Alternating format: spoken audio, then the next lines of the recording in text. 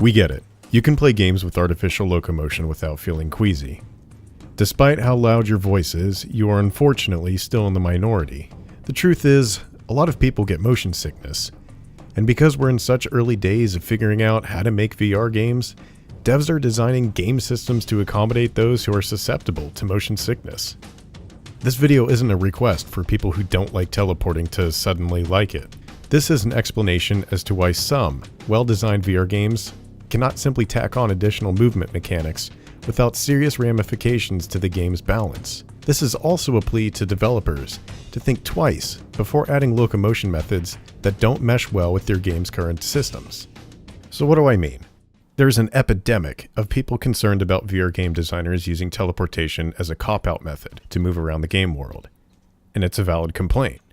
What isn't valid, however, is the outright dismissal of every game that uses any sort of variation on the teleport design. Whether it's Budget Cuts or Cosmic Trip, there's a very vocal audience that outright refuses to buy, let alone try, a VR game with the slightest inkling of the use of teleportation. And what's even worse is those who rally for game designers to shoehorn in movement mechanics that do not complement the game's core design. And that is ultra dogshit. Think about this. If you were to take Resident Evil and replace its tank controls with a third-person over-the-shoulder camera, what's the biggest thing that would be ruined? The tension of entering a room and needing to get your bearings. You think it was by accident the game utilizes a tank control scheme and static camera placement? Of course not, you goof. No, that's intentional game design. The designers wanted you to feel a certain way, with your back up against a wall, struggling to fight against hard-to-hit enemies, slowly lumbering towards you. Being able to peek around corners with the new camera system and effortlessly dispatching enemies would take away 90% of the tension in the game.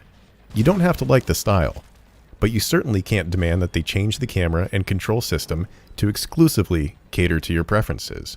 And what would happen if you added a Gears of War cover system to Halo? How would the camera work once you were in cover? Killzone tried that, and it was awful. Half of the time you were only partly protected behind sandbags since you needed to be able to see over the damn thing. The result was your head would be sticking out for enemies to get a few bullshit shots on you. Maybe you could dynamically change the camera from first to third person once in cover, but that means you could look around or over cover, and therefore given an unfair advantage. To balance this, you'd need to make sure everyone was locked to third person view and, oh, I didn't know, it's just Gears of War. So what about VR games? Nobody's demanding the devs of Cosmic Trip add in artificial locomotion because no one would use it. The game's arena is designed in a way so that everything you need is within reach of you in the real physical world. The few times you need to travel to distant ore deposits, you physically step into a very flashy portal to take you there. It would be idiotic to implement a joystick movement system to have you spend 2 minutes, rather than half a second, to cover the same distance. The teleporting system in Cosmic Trip is brilliant, and nobody complains about it because it works.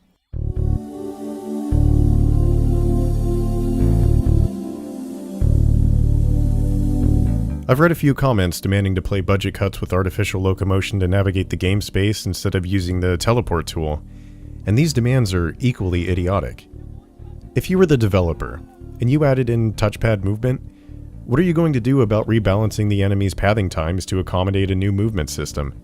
How fast would your base movement speed be with the joystick movement? Would the joystick movement be faster than the teleporter and make the game too easy? What happens when you get spotted? How quickly can you get away? Do you have a sprint on top of your base movement to keep up with the distance you can cover with the teleporter? And how do you incentivize your players to use the teleport tool if it's secondary to the joystick movement? By adding puzzles in the game world? How do you prevent those puzzles from feeling forced and gimmicky? How much tweaking would need to be done to balance the max travel speeds of the teleport tool and joystick movement to not make one more powerful than the other? These aren't rhetorical questions, by the way. I'm honestly asking you. What would you do as a developer to balance locomotion options for a game like Budget Cuts? Do you think it's even possible? Is it financially reasonable to expect small team developers to cater to your specific needs?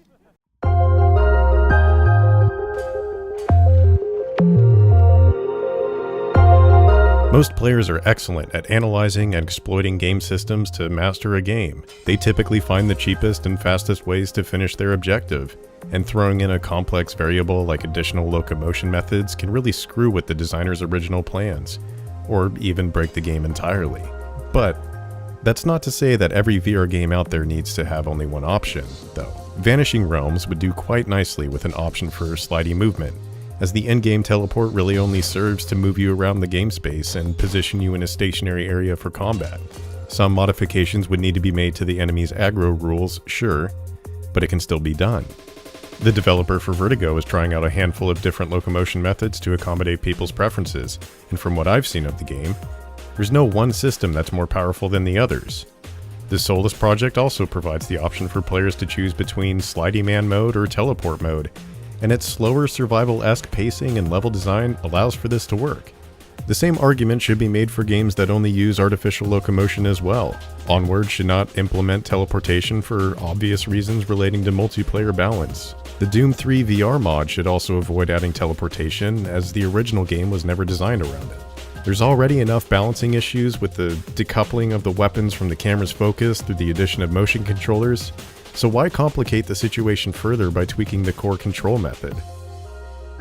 Today's VR developers are trying out very clever mechanics for players to interact with virtual worlds. Some ideas work perfectly, but some need refinement. Some ideas are water, some ideas are oil, and cannot be mixed together. Game design is a science. Objectively good game design exists, and so does objectively bad game design.